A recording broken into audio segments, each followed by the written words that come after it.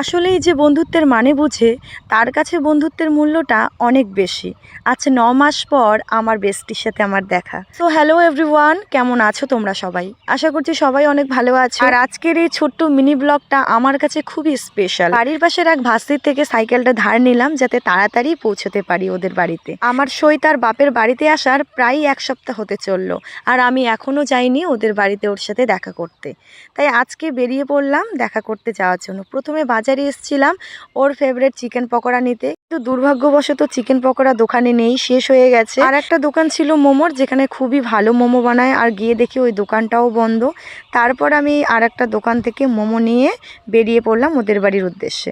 তো আমি কিন্তু এখন আছি খগেনহাট বাজারে। ব্রিজটা দেখেই হয়তো অনেকে বুঝতে পেরেছো। ওদের বাড়িতে এসে আমাকে বেশ কিছুক্ষণ বসতে হয়েছে, কারণ ওরা সবাই গেছে নদীতে স্নান করতে। এদিকে অনিমাদি আমাকে আসতে না আসতে হাতে কমলা ধরিয়ে দিল খাওয়ার জন্য। দেন কিছুক্ষণ বসে থাকার পর এদিকে আমার বান্ধবী চলে এসছে। অনেক দিন পর বান্ধবীর সাথে দেখা, প্রায় ৯ মাস। মনে এত খুশি আর এত আনন্দ তা তোমাদের বলে বোঝাতে পারবো না।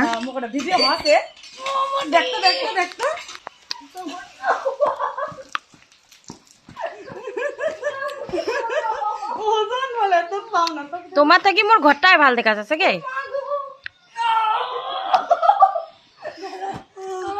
তোমার থেকে মোর ঘরটাই ভালো। কেমন আছিস? তোর জন্য মোমো অন্য দোকানত পাশে ছেলে।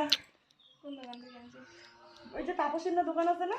দুজন প্রিয় বান্ধবীর এত সুন্দর একটা মুহূর্ত তোমাদের কাছে তো শেয়ার করতেই হয়। তাই আমি এখানে আমরা কি কথা বলছিলাম, কি করছিলাম সবটাই অরিজিনাল ভয়েসেই দিয়েছি। এখন সবাই মিলে বসে গল্প করছি, আর তার সাথে এদিকে বান্ধবীর বর আর বান্ধবীর মা মাসিও রয়েছে। আর এইদিকে দেখো কাণ্ড, ওর জন্য আমি মোমো নিয়ে এসেছি আর ও আমাকেই প্রথমে মোমো খাইয়ে দিচ্ছে। এটা হচ্ছে দুজন বান্ধবীর মধ্যে একটা ভালোবাসা, আর এই ভালোবাসাগুলো যে কোনো কিছু মূল্য দিয়েই কেনা যায় না।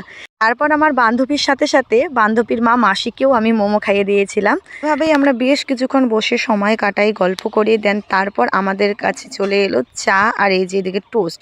তো বান্ধবীর মা মাসি আর কি চা বানিয়েছে। তারপর চায়ের সাথে টা খেয়ে আমরা একটু ছাদে চলে এলাম।